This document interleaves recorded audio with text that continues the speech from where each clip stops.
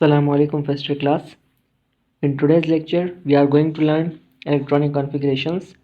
So the distribution of electrons in the available subshells and orbitals is called electronic configuration.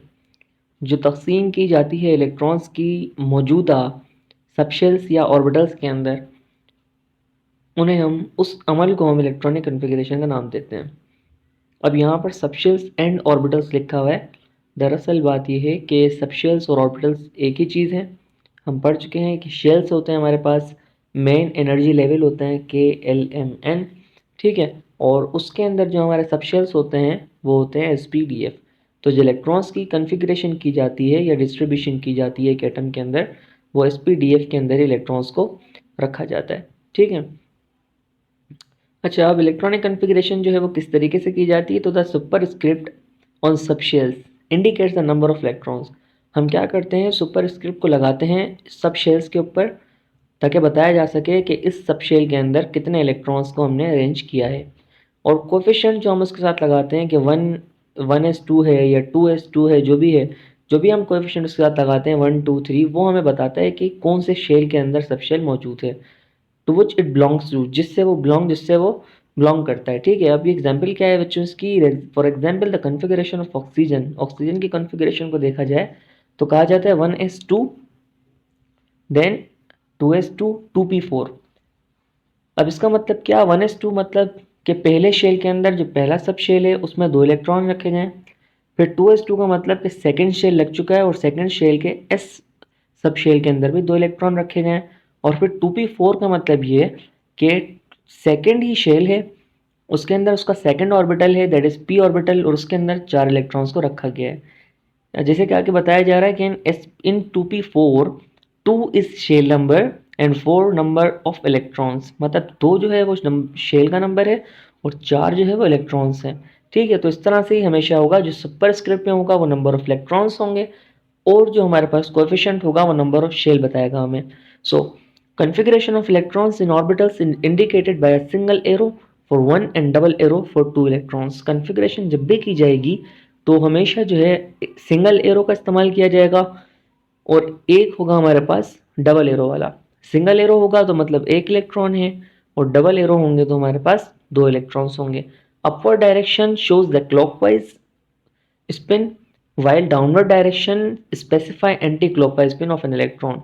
अगर arrow का जो head है वो ऊपर की जानिब है तो मतलब क्लॉकवाइज मूवमेंट है इलेक्ट्रॉन की, और अगर एरो का हेड जो है वो डाउनवर्ड है तो मतलब एंटी क्लॉकवाइज स्पिन है इलेक्ट्रॉन की। ये हम पढ़ चुके हैं क्वांटम नंबर्स के अंदर, यहाँ पर हमने स्पिन क्वांटम नंबर की बात की थी कि इलेक्ट्रॉन्स जो हैं वो उनके 2 स्पिन होते हैं, या तो क्लॉकवाइज घूमते हैं या तो वो एंटी क्लॉकवाइज घूमते हैं, ठीक है। Following are the rules for the electronic configuration. अब हमें कह रहा है कि कुछ रूल्स हैं इलेक्ट्रॉनिक कन्फिग्रेशन के, उनको पढ़ा जाएगा। जो कि सबसे पहला रूल आता है बच्चों हमारे पास पॉलीज एक्सक्लूजन प्रिंसिपल, ठीक है। ये जो प्रिंसिपल है, this principle was given by Wolfgang Pauli. Wolfgang Pauli एक साइंटिस्ट है, उनकी जानिब से ये रूल 1925 में दिया गया था and based on experimental observation, और ये एक्सपेरिमेंटल ऑब्जर्वेशन के ऊपर जो है बेस्ड करता है।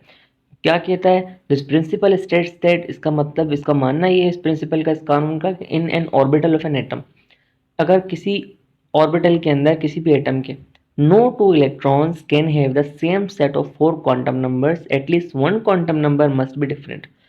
मतलब हमें पता है कि जब भी हम इलेक्ट्रॉन्स की डिस्ट्रीब्यूशन करते हैं तो क्वांटम नंबर्स को देखते हुए करते हैं, ठीक है। व्हाट आर क्वांटम नंबर्स हम पढ़ के आ चुके हैं। हमारे पास प्रिंसिपल क्वांटम नंबर था, एज़म्यूथल क्वांटम नंबर था, मैग्नेटिक क्वांटम नंबर था और स्पिन क्वांटम नंबर था। अगर किसी ने नहीं पढ़ा है तो लास्ट लेक्चर के अंदर जो मैंने अपलोड किया था फर्स्ट ईयर केमिस्ट्री का, उसमें पढ़ सकता है उसको। तो अब 4 क्वांटम नंबर होते हैं, ठीक है। तो अगर हमारे पास हम इलेक्ट्रॉनिक कन्फिग्रेशन कर रहे हैं तो हमारे पास 2 इलेक्ट्रॉन्स अगर साथ रखे हुए हैं किसी भी ऑर्बिटल के अंदर, ठीक है। फॉर से हमने कहा कि 2s2 मतलब 2s में 2 इलेक्ट्रॉन्स हैं। तो बच्चों ये याद रखिएगा कि अगर 2 इलेक्ट्रॉन हैं तो उनके क्वांटम नंबर, जो 4 क्वांटम नंबर हैं, उनकी वैल्यू सेम नहीं होगी। 3 क्वांटम नंबर की वैल्यू सही आती है, चौथे क्वांटम नंबर की वैल्यू सेम नहीं आती। इसने खुद कहा है कि at least one quantum number must be different, एक क्वांटम नंबर को डिफरेंट होना चाहिए, सही है। अब उसको थोड़ा समझा रहे नीचे कि अकॉर्डिंग टू दिस प्रिंसिपल, इस प्रिंसिपल के मुताबिक the 2 electrons in an orbital may have same values of 3 quantum numbers. मतलब दो इलेक्ट्रॉन्स अगर किसी भी ऑर्बिटल के अंदर मौजूद हैं तो उनके अंदर तीन वैल्यूज सेम होंगी, मतलब प्रिंसिपल क्वांटम नंबर सेम होगा, एजीमुथल क्वांटम नंबर सेम होगा और मैग्नेटिक क्वांटम नंबर सेम होगा, but the value of fourth quantum number, लेकिन जो वैल्यू होगी फोर्थ क्वांटम नंबर की, that is S spin quantum number, वो डिफरेंट होगी। क्योंकि बच्चों हम जानते हैं कि अगर दो इलेक्ट्रॉन है तो एक का स्पिन क्लॉकवाइज है, एक का एंटी क्लॉकवाइज है। तो यहाँ पर क्या होगा, अगर एक इलेक्ट्रॉन क्लॉकवाइज हो गया और दूसरा एंटी क्लॉकवाइज हो गया तो यहाँ पर सेम वैल्यू नहीं आएगी। ठीक है, एक का माइनस में जवाब आएगा और एक का प्लस में जवाब आएगा। तो यहाँ पर जो है चार क्वांटम नंबर से उनमें से तीन को हम क्या कर लेंगे, फॉलो कर सकते होंगे, लेकिन चौथे को हम फॉलो नहीं कर रहे होंगे। अच्छा, आगे कह रहा है कि it means that if one electron of same orbital has clockwise spin, अगर एक इलेक्ट्रॉन जो है किसी भी ऑर्बिटल के अंदर उसकी स्पिन क्लॉकवाइज है तो सेकंड जो है, second must have anti clockwise spin, तो सेकंड की जो स्पिन होगी वो एंटी क्लॉकवाइज होगी। तो कंसीडर कर रहा है, कह रहा है कंसीडर करें two electrons of helium, helium के एटम को कंसीडर किया जाता है। देखते हैं क्या होता है कि फर्स्ट इलेक्ट्रॉन के लिए बात कर रहा है, अगर कह रहा है कि फर्स्ट इलेक्ट्रॉन है तो उसके लिए एन की वैल्यू 1 है, एल की वैल्यू 0 है क्योंकि एस के अंदर आ रहा है, एम की वैल्यू भी 0 है क्योंकि एस के अंदर आ रहा है। ठीक है, उसकी स्पिन क्वांटम नंबर की जो वैल्यू है बच्चों वो क्लॉकवाइज है। ठीक है, तो जो पहला इलेक्ट्रॉन है हीलियम का, वह क्लॉकवाइज मूव कर रहा है। लेकिन अगर बात करते हैं सेकंड इलेक्ट्रॉन की, क्योंकि हम जानते हैं हीलियम में दो इलेक्ट्रॉन होते हैं, तो सेकंड इलेक्ट्रॉन में बच्चों देखिए एन की वैल्यू तो 1 ही रहेगी। ठीक है, क्योंकि एस के अंदर आ रहा है वो, एल की वैल्यू 0 रहेगी क्योंकि एस के अंदर आ रहा है वो, एम की वैल्यू भी 0 रहेगी क्योंकि वो एस के अंदर है। इसी के साथ साथ लेकिन स्पिन क्वांटम नंबर की वैल्यू उसमें क्या हो जाएगी, सेकंड इलेक्ट्रॉन की माइनस हो जाएगी। वजह इसकी ये होगी कि दो इलेक्ट्रॉन्स जब भी होते हैं किसी भी ऑर्बिटल के अंदर तो एक का स्पिन ऊपर की तरफ होता है, एक का नीचे की तरफ होता है, हमने जैसे बात की थी ऊपर। ठीक है, तो from the Pauli's principle, Pauli के प्रिंसिपल से क्या पता चला, इट इज कंक्लूडेड दैट, ये मालूम हुआ कि an orbital can accommodates only two electrons, एक ऑर्बिटल सिर्फ दो ही इलेक्ट्रॉन्स अपने पास अकोमोडेट कर सकता है। ठीक है, and these two electrons must have opposite spin, और उस ऑर्बिटल के अंदर सिर्फ दो ही इलेक्ट्रॉन्स हो सकते हैं, उन दोनों का स्पिन जो होगा वो क्या होगा बच्चों, वो स्पिन भी अपोजिट ही होगा, एक का क्लॉकवाइज तो एक का एंटी क्लॉकवाइज। ठीक है, अच्छा सेकंड हमारे पास आता है Aufbau principle. Aufbau is a German word, Aufbau एक जर्मन वर्ड है, ये किसी साइंटिस्ट का नाम नहीं है। ठीक है, जिसका मतलब है बिल्डिंग अप, जिसका मतलब क्या है, बिल्डिंग अप, बिल्डिंग अप मतलब लोअर एनर्जी से हायर एनर्जी की तरफ बढ़ना। So Pauli named this principle as Aufbau principle, Pauli ने ही नाम दिया था इस प्रिंसिपल को ऑफबा प्रिंसिपल का। अच्छा, इस प्रिंसिपल के मुताबिक, according to this principle, electrons are filled progressively to the various subshells in the order of increasing energy. इस प्रिंसिपल के मुताबिक इलेक्ट्रॉन्स को जब भी फिल किया जाएगा तो प्रोग्रेसिवली फिल किया जाएगा, मतलब पहले लोअर एनर्जी लेवल वाले भरे जाएंगे फिर इंक्रीजिंग एनर्जी वाले। इसमें खुद उसने बताया कि वेरियस सबसेल में इलेक्ट्रॉन्स जो भरे जाएंगे वो इस तरह से होंगे इन the order of increasing energy, increasing energy के हिसाब से। सबसे पहले लोएस्ट एनर्जी को भरेंगे फिर हम इंक्रीजिंग बड़ी एनर्जी वाले ऑर्बिटल को फिल करेंगे इलेक्ट्रॉन से। Starting with the 1s subshell, start किया जाएगा हमेशा 1s सबशेल से, हैविंग लोएस्ट एनर्जी, इसकी एनर्जी सबसे कम होगी। अब यहाँ पर अगर हम इस डायग्राम को देखें तो बच्चों इस डायग्राम को आपने अच्छी तरह से नोट कर लेना है, क्योंकि ऑफबा प्रिंसिपल में इसी चीज़ को फॉलो किया जाता है। सबसे पहले आपने क्या करना है, अगर आपने इस डायग्राम को बनाना है अपने आप हिसाब से याद करने के लिए, तो आपने सबसे पहले जो है बच्चों 1 से स्टार्ट करना है, 7 तक लाना है गिनती को। ठीक है, फिर सेकंड रो आपने सेकंड लाइन लिखनी है जिसके अंदर आपने 2 से स्टार्ट करना है, आप 1 को नहीं लिखेंगे 2 को लिखेंगे, 2 से आप लिखेंगे 7 तक। ठीक है, उसके बाद आपने क्या करना होगा, उसके बाद में थर्ड चीज़ ये करनी होगी कि तीसरे लाइन के अंदर 3 से स्टार्ट करना होगा, मतलब अब 1 भी नहीं लिखेंगे 2 भी नहीं लिखेंगे, डायरेक्ट 3 से स्टार्ट करेंगे और उसे 6 तक लाएंगे। और फिर उसके बाद चौथी लाइन के अंदर आप क्या करेंगे, 3 भी नहीं लिखेंगे 7 भी नहीं लिखेंगे 6 भी नहीं लिखेंगे, डायरेक्ट 4 और 5 लिख देंगे। ठीक है, तो ये आपके पास होगी इंक्रीजिंग एनर्जी की स्कीम, जिसमें इसने कहा systematic scheme of subshells in order of increasing energy. इसी तरह से इलेक्ट्रॉन जो है वो फिल किए जाएंगे। अब इसमें एग्जाम्पल 22.4 में दे रहा है कि write down the electronic configuration of the following, कुछ एलिमेंट्स दे रहा है जिनकी इलेक्ट्रॉनिक कन्फिग्रेशन करनी है। फॉर एग्जाम्पल सल्फर देता है जिसका एटॉमिक नंबर 16 है, तो बच्चों 16 एटॉमिक नंबर है, दैट मीन्स कि इसकी इलेक्ट्रॉनिक कन्फिग्रेशन इस तरह से होगी कि 1s2, मतलब पहले शेल में s ऑर्बिटल है उसमें 2 इलेक्ट्रॉन आ गए, फिर सेकंड शेल है 2, सेकंड शेल मतलब 2 है तो 2s भी है 2p भी है, 2s में भी 2 इलेक्ट्रॉन आएंगे और p में भी 2 इलेक्ट्रॉन आएंगे, इस तरह 10 इलेक्ट्रॉन मुकम्मल हो जाएंगे। फिर तीसरा शेल लगाया जाएगा और तीसरे शेल के अंदर पहले s में 2 इलेक्ट्रॉन भरे जाएंगे और फिर p में 4 इलेक्ट्रॉन भरे जाएंगे, इस तरह से 16 इलेक्ट्रॉन्स पूरे हो जाएंगे सल्फर के अंदर। अच्छा, अगर सेकंड देखते हैं हम सेकंड एग्जाम्पल के अंदर, तो वहाँ पर क्या कह रहा है, वहाँ पर कह रहा है कि सोडियम प्लस आयन है और एटॉमिक नंबर 11 है। तो बच्चों याद रखिएगा जब भी सोडियम प्लस लिखा हुआ है इसने मतलब कि एक इलेक्ट्रॉन लूज कर चुका है, तो 11 इलेक्ट्रॉन की कन्फिग्रेशन नहीं बल्कि 10 इलेक्ट्रॉन की कन्फिग्रेशन यहाँ पर की जाएगी। इस तरह क्या होगा कि इसने खुद भी कहा है कि sodium ion contains 1 electron less than sodium atom, sodium ion के पास एक इलेक्ट्रॉन कम होगा सोडियम एटम से, तो its electronic configuration will be as, उसकी इलेक्ट्रॉनिक कन्फिग्रेशन इस तरह की जाएगी कि पहले शेल के अंदर एक ऑर्बिटल होगा, उसमें 1s2 हम इलेक्ट्रॉन भर देंगे, और फिर सेकंड शेल के अंदर 2s भी आएगा और 2p भी आएगा, 2s2 करेंगे और 2p6 करेंगे, और यहाँ हमारा सोडियम की इलेक्ट्रॉनिक कन्फिग्रेशन पूरी हो जाएगी। और अगर हम देखें थर्ड में, तो क्लोरीन माइनस आयन है बच्चों। देखें प्लस आयन का मतलब एक इलेक्ट्रॉन दिया हुआ है और माइनस आयन का मतलब इलेक्ट्रॉन लिया हुआ है। तो 17 एटॉमिक नंबर है क्लोरीन का, यहाँ पर 18 की कन्फिग्रेशन होगी क्योंकि वो एक इलेक्ट्रॉन ले चुकी है। तो किसी कन्फिग्रेशन होगी बच्चों 1s2, 2s2, 2p6, 3s2, 3p5 होता है वैसे क्लोरीन का, लेकिन ये माइनस क्लोरीन है, आयोनिक फॉर्म में है, ठीक है, एनायोनिक फॉर्म में है, तो इसको हम 3p6 देंगे ताकि इसकी कन्फिग्रेशन पूरी की जा सके। अच्छा, अब हमारे पास है बच्चों third rule, that is n+l rule, vice versa rule. तो इसमें क्या होगा बच्चों this rule reminds us that the energy of an orbital depends upon the principal quantum number and azimuthal quantum number. ये रूल हमें बताना चाहता है कि जो एनर्जी होती है किसी भी ऑर्बिटल की, वो डिपेंड करती है किस किस पे, एन पे और एल पे, दैट इज एज़ीमुथल क्वांटम नंबर और प्रिंसिपल क्वांटम नंबर। हम इन दोनों की वैल्यूज़ के जरिए ही इलेक्ट्रॉन की कन्फिग्रेशन करेंगे, मतलब इलेक्ट्रॉन किस ऑर्बिटल में पहले रखा जाएगा, किस ऑर्बिटल में पहले उसकी जो है वो जगह बनेगी, तो ये n+l रूल के जरिए हमें पता चल जाएगा। So according to this principle, this rule, electrons are filled in various orbitals in order of increasing n+l value. तो अब इलेक्ट्रॉन्स को किस तरह से भरा जाएगा इस रूल के मुताबिक, increasing order of increasing n+l value, जिसकी n+l वैल्यू ज़्यादा होगी उसे हम क्या करेंगे बच्चों, बाद में भरेंगे, और जिसकी n+l वैल्यू कम होगी उसे हम पहले भर देंगे। सो देखते हैं डेफिनेशन में, ये ब्लू जो कलर में लाइन लिखी हुई है दैट इज़ द डेफिनेशन, और यही डेफिनेशन आपने याद करनी होगी, बाकी सब समझने के लिए और समझाने के लिए होता है। So those orbitals which have lower n+l value, वो ऑर्बिटल जिनकी n+l वैल्यू कम होगी उनको पहले भर दिया जाएगा, ठीक है। हमने ऊपर भी ये बात की है, लोअर एनर्जी पहले भरा जाता है फिर हायर एनर्जी की तरफ जाते हैं। तो अगर n+l वैल्यू किसी भी ऑर्बिटल की कम आ रही है तो उसको हम पहले भर देंगे, सही है, और जिसकी n+l वैल्यू ज़्यादा आएगी उसे हम बाद में भरेंगे। अच्छा, अब एक जो ना केस आ जाएगा, केस है in case if two orbitals, अगर दो ऑर्बिटल्स की एनर्जी जो है बच्चों सेम हो जाए, वैल्यू n+l की जो है वैल्यू सेम आ जाए, कुछ ऑर्बिटल्स के लिए आ भी सकती है, जैसे 5s के लिए और 4p के लिए आती है। तो if in case if two orbitals have which have same n+l value, अगर n+l वैल्यू कुछ ऑर्बिटल्स के लिए, दो ऑर्बिटल्स के लिए सेम आ जाती है, then orbital having lower n, फिर जो ऑर्बिटल होगा जिसका n कम होगा उसको हम पहले जो है इलेक्ट्रॉन दे देंगे। अब इसकी एग्जांपल कैसे होगी ये, इस तरह से होगा, to understand n+l rule, understand करना है अगर आपने n+l रूल तो देखना पड़ेगा आपको, let us consider the filling of electrons in 3d and 4s orbitals. अब एक एग्जांपल अक्सर आती है कि पहले इलेक्ट्रॉन 3d में जाएगा या 4s में जाएगा। तो बच्चों अगर हम अंदाज़ा लगाएं, अंदाज़ा भी क्या लगाएं, हम पढ़ लेते हैं इसको ताकि इसमें हमें क्लियर हो जाए कि the n+l value of 3d orbital, अगर हम पहले वैल्यू निकालेंगे 3d की, फिर हम निकालेंगे 4s की, n+l, ठीक है। तो n+l वैल्यू निकालते हैं हम 3d की, तो कैसे निकलती है बच्चों, n, इसका जो 3 होता है वो हमारे पास वो क्या होता है, प्रिंसिपल क्वांटम नंबर, ठीक है। हमेशा जो नंबर भी लिखा होता है, जो भी हमारे पास कोएफिशिएंट होता है वो हमारा क्या होता है, प्रिंसिपल क्वांटम नंबर, और उसे हम n से शो कराते हैं। तो यहाँ पर 3d के लिए n की वैल्यू जो है वो 3 है, ठीक है।